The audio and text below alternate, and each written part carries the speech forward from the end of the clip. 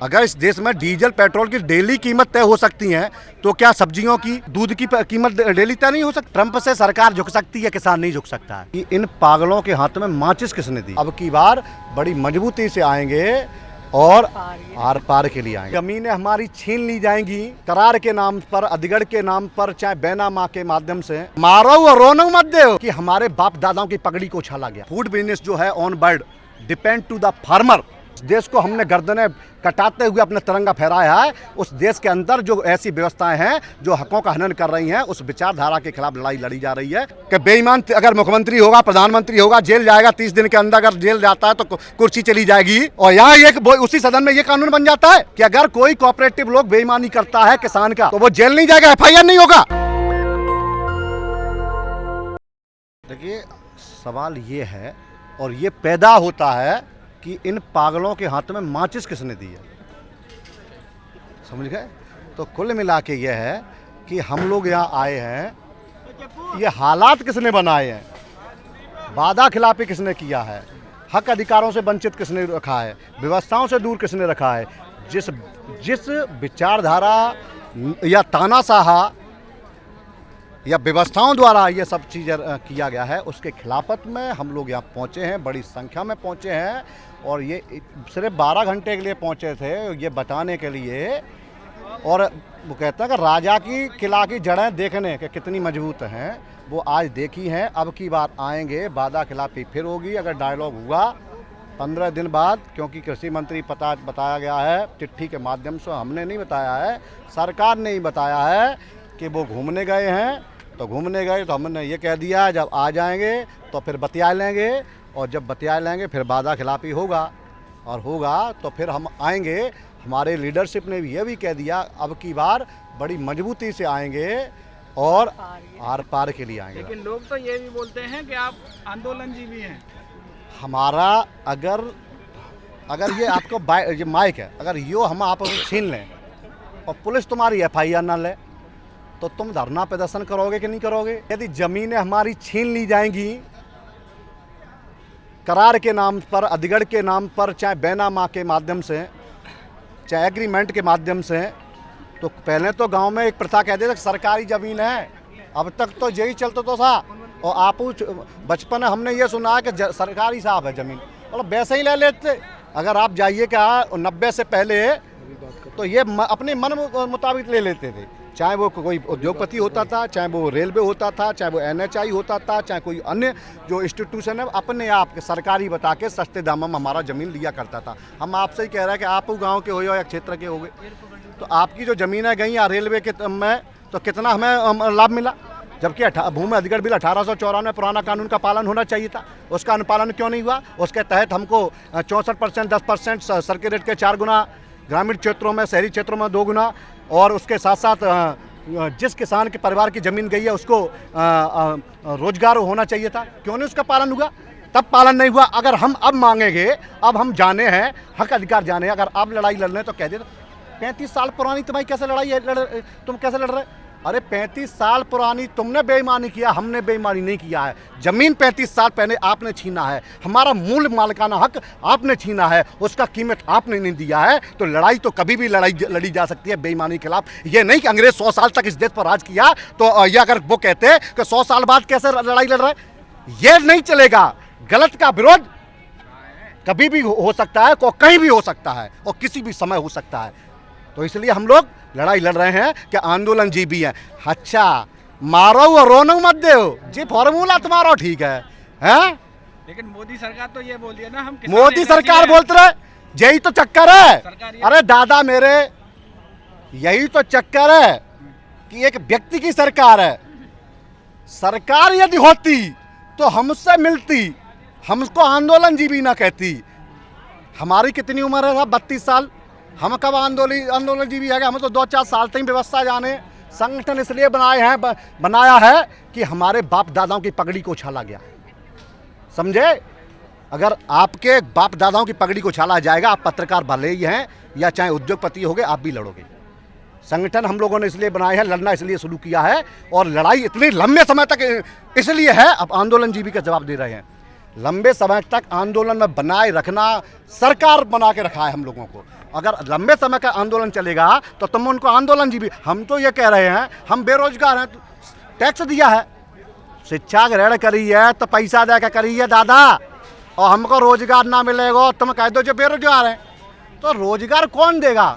इसी प्रकार से यदि आंदोलन जीवी शब्द आया तो बना उत्पन्न किसने किया, मतलब गंभीरता इसके समझिए, आंदोलन जीवी का जन्मदाता कौन है, सरकार है।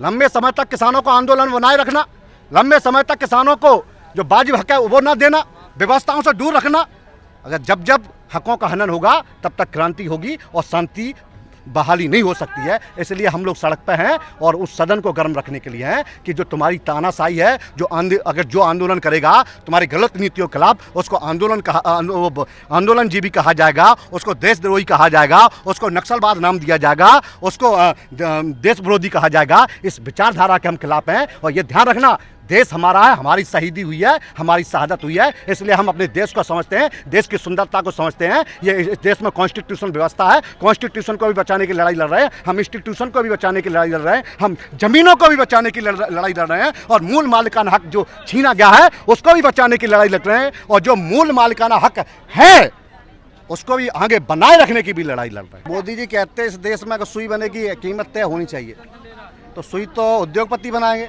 हम तो किसान बना रहे हैं। लेकिन अगर किसान 500 से ज़्यादा अपनी फसलें पैदा करता है और पूरा बिजनेस किसान फूड बिजनेस जो है on bird depend to the farmer, तो उसका एमएसपी तय नहीं होगा अगर फसल का। और ये और फिर तुम किसान हित में हो, तुम्हारी सरकार किसान हित में, तुम किसानों को सक्षम देखना चाहते हो, मजबूत देखना चाहते हो और देश को विश्व गुरु बनाना चाहते हो, तो कोई भी देश तब तक मजबूत नहीं हो सकता है जब तक कि हर तबका उसका मजबूत नहीं होगा। और हम तो वो तबके हैं कि अगर अनुपात में भी चले जाइए तो हम इस देश में 80% हैं हमारी बिरादरी, किसान बिरादरी, और ये जो देश की जीडीपी है तो हम कह सकते हैं बड़ी ईमानदारी से कम 25% हमारा भागीदारी है किसान को। लेकिन आप तो बहुत दिनों से आंदोलन कर रहे हाँ हैं, अरे तब तक करेंगे, फिर भी नहीं सुन रही है, क्या कारण है? अरे आज़ादी का आंदोलन कितने समय चला, कितनी शहादतें हुई, तो आप आज़ादी, अरे ये किसानों की अभिव्यक्ति की आज़ादी की लड़ाई लड़ी जा रही है दूसरी, हम देश से आज़ादी की लड़ाई नहीं लड़ रहे। एक बात ध्यान रखना, हम किसान देश के अंदर, अपने देश के अंदर, जिस देश को हमने गर्दनें कटाते हुए अपना तिरंगा फहराया है, उस देश के अंदर जो ऐसी व्यवस्थाएं हैं जो हकों का हनन कर रही हैं, उस विचारधारा के खिलाफ लड़ाई लड़ी जा रही है जो हमें न्याय से वंचित रख रही है, जो हक नहीं दे रही, मालिकाना हक नहीं दे रही है। आपको लग रहा है और हमें एमएसपी चाहिए। एक लाइन में कानून गारंटी कानून बनाने में क्या दिक्कत है? अगर एक शस्त्र, अगर इस देश में लोकसभा का, राज्यसभा का 3 बार सदन चलता है, 2 बार सदन चलता है, तो इसमें एक जो प्रस्ताव ना रखा जाए तो कानून 500 कानून हर शस्त्र में बन जाएंगे कि बेईमान अगर मुख्यमंत्री होगा, प्रधानमंत्री होगा, जेल जाएगा 30 दिन के अंदर, अगर जेल जाता है तो कुर्सी चली जाएगी। और यहाँ एक उसी सदन में ये कानून बन जाता है कि अगर कोई कोऑपरेटिव लोग बेईमानी करता है किसान का तो वो जेल नहीं जाएगा, FIR नहीं होगा, उसको कुछ अनुपात में आर्थिक जुर्माना लगाते हुए बाहर छोड़ दिया जाएगा। मतलब ये भी सदन में कानून बना, सोचिएगा। अरे कानून तो सबके लिए समान, अगर हम गलत करेंगे तो हमारे ही FIR होगा, उद्योगपति करेगा, उद्योगपति के खिलाफ होगा। अगर उद्योगपति ने मान लीजिए हमारा आलू खरीद लिया और पैसा नहीं दिया तो FIR नहीं होगी क्या? होनी चाहिए ना। तो ये इसी सदन में कानून बना है, इसी के खिलाफ। तो अगर एक बात बताइए, अगर हम नहीं बोलेंगे, हम नहीं लड़ेंगे तो कौन लड़ेगा? बताइए कौन लड़ेगा, आप बताइए। अगर हम ये कहते कि लड़ाई लड़ते, अगर हम लोग वोट नहीं डालें तो सरकारें कैसे बनेंगी? सर आपको क्या लगता है कि जो देश का किसान है वो कितना ठीक है? मतलब किसान तो ठीक है, आर्थिक स्थिति तो सरकारों ने बनाई है।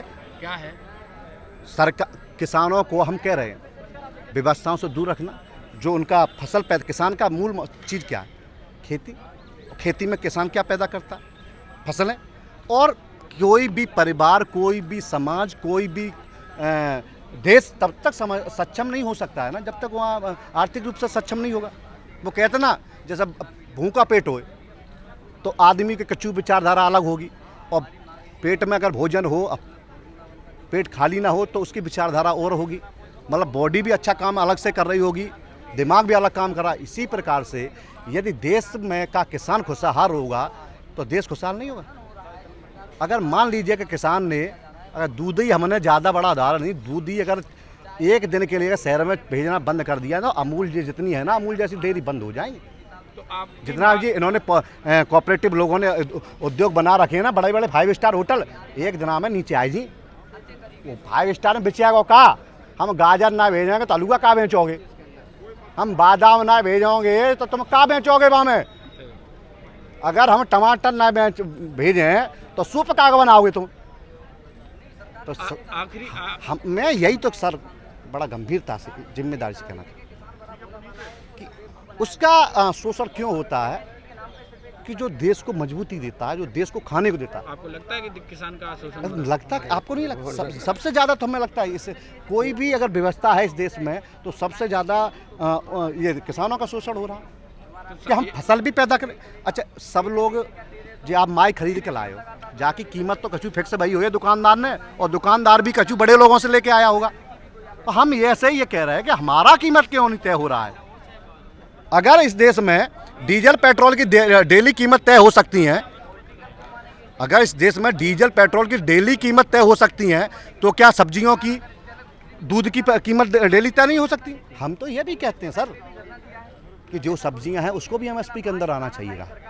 अब वो कहता है कि डेली सब्जी का ऊपर नीचे भाव होता है, दूध का डेली ऊपर नीचे भाव होता है, पानी का रेट फिक्स है जे, और दूध का रेट फिक्स होगा, फिक्स होना चाहिए, एमएसपी के दायरे में आना चाहिए, किसानों को हक मिलना चाहिए, मजबूती मिलनी चाहिए, कोई देश आर्थिक रूप से सक्षम होना चाहिए, देश का फार्मर इकोनॉमिक रूप से सक्षम होना चाहिए, मजबूत बनना चाहिए। यदि देश का किसान खुशहाल रहेगा तो स्वास्थ्य रूप से अच्छा रहेगा, न्यायिक रूप से अच्छा रहेगा, और एजुकेशन रूप से सक्षम बनेगा। और अगर पैसा हमारे बाप पे है मान लीजिए, तो अगर उसका फसल अच्छा हो रहा है, अच्छी कीमत में बिच रहा है, तो वो अच्छे अपनी बहन बेटियों का अच्छा शादी करेगा, अच्छे स्थान पर करेगा। दूसरा, अच्छी शिक्षा ग्रहण कराएगा। तीसरा, इसमें जो हमारे पैसा नहीं होता, तभी तो सरकारी हॉस्पिटल में जाते 1 रुपया की दवा ले बे, पर्ची कटाए बे। अब तुम्हें ये भी मालूम हॉस्पिटल में व्यवस्था क्या है, जिंदा के वहाँ में एडमिट रह जाए तब मुझे लगता है कि वो मर ही नहीं करेगा, वैसा तो निकलते ना है। हाँ, तो टैरिफ लगा दिया, तो इसीलिए तो लगा दिया, इसीलिए तो हमने कह दिया ट्रंप से सरकार झुक सकती है, किसान नहीं झुक सकता है। और हमारे यहाँ से घोषणा कर दी गई आज, आपने सुना है, तो देश में घुसने नहीं दिया जाएगा। हमने ट्रंप से सरकार झुक रही है, आपको लगता है? अरे स्वाभाविक बात है, हम बे लगातार गले के ट्रंप, हेलो ट्रंप, नमस्ते ट्रंप, और ना बे हमारा बैंड बजाए दे रहे, टैरिफ लगा 50%। जो पाकिस्तान दिन भर उनको गरियाने का काम करता है, वो तो वहाँ को अध्यक्ष बनेगा सुरक्षा परिषद को, उसको तो पैसा दिया जा रहा है अंतर्राष्ट्रीय बैंक द्वारा। ये किसकी सह पर दिया यार? जिसको इंडिया, जो हमारे देश के लिए खतरा था, जो देश लगातार वो हम लोग प्रयास कर रही थी हमारी सरकार ब्लैक लिस्टेड के लिए, और उसको अमेरिका ने वो दे दिया, अध्यक्ष बना दिया सुरक्षा परिषद का, संयुक्त राष्ट्र सुरक्षा परिषद का। ये तो गलत है ना। हम ये कहना चाहते, सरकार हमारी है, हम अपनी सरकार से ये निवेदन करना चाहते हैं, विदेश नीति पर, अंदर हम सरकार से कितना भी लड़ने झगड़ने, लेकिन विदेश नीति पर यह कहना चाहते हैं देश आपके साथ है, कि ये इसके हम खिलाफ हैं। सिर्फ ये क्यों बोला सरकार? हमारा पाकिस्तान का अगर मसला था, युद्ध हुआ अभी, लेकिन तीसरा देश का प्रधान राष्ट्रपति अगर घोषणा करेगा तो क्वेश्चन मार्क लगेगा। हम जवाब और सवाल करेंगे, सरकार पर करेंगे। अगर उन्होंने ट्विटर पर, वो एक्स पर डाला था और घोषणा की थी कि दोनों देशों के बात होने के बाद युद्ध विराम हो गया, और हमारी उससे हुआ, उसके आखिरी क्वेश्चन है कि आपका जनता के लिए और सरकार के लिए क्या संदेश रहेगा आज की सरकार के लिए? ये है कि समझदारी को परिचय दो और समाधान करो सरकार, और जनता के लिए ये है कि आने वाले समय में जिस प्रकार से सरकार ने 13 महीने आंदोलन हुआ था, कहा था कि हम एमएसपी पर गारंटी कानून बनाएंगे, वो नहीं बनाया। हम भूमि अधिग्रहण है, जिस प्रकार से किसानों की ज़मीनों का अधिग्रहण किया जा रहा है, उसका जो प्रभावित किसान है उनको लाभ नहीं दिया जा रहा है। तीसरा, इसमें हम ये भी कहेंगे जो भूमि अधिग्रहण बिल 2014 जो देश में बना था, भट्टा पारसोल की शहादत और कुर्बानी के बाद, जिसमें 2 पत्रकार भी शहीद हुए थे, 3 किसान भी शहीद हुए थे, उसकी कुर्बानी के बाद 2013 में और ये पूरा ड्राफ्ट तैयार हुआ था। 1 जनवरी 2014 को ये राष्ट्रपति के हस्ताक्षर के बाद देश में लागू हुआ, लेकिन उसका पालन नहीं हो रहा। तो हम ये चाहते हैं कि जहाँ भी ज़मीनें अधिग्रहण हों वहाँ पर 2000 नए कानून वर्ष 2014 का प्रभावित किसानों को पूरा लाभ मिलना चाहिए। ये इन तमाम डिमांडों को लेकर हम सरकार के पास आए हैं और गुजारिश करते हैं कि हमारा समाधान करें। धन्यवाद। जय किसान। नेशनल दस्तक की आपसे गुजारिश है कि अगर इसको बचाना चाहते हैं तो नेशनल दस्तक को सब्सक्राइब करने के लिए रेड कलर के सब्सक्राइब बटन को दबाएं, फिर बेल आइकन की घंटी दबाएं। नेशनल दस्तक को बचाने के लिए बहुत जरूरी है कि हर खबर को शेयर करें, लाइक करें, कमेंट जरूर करें।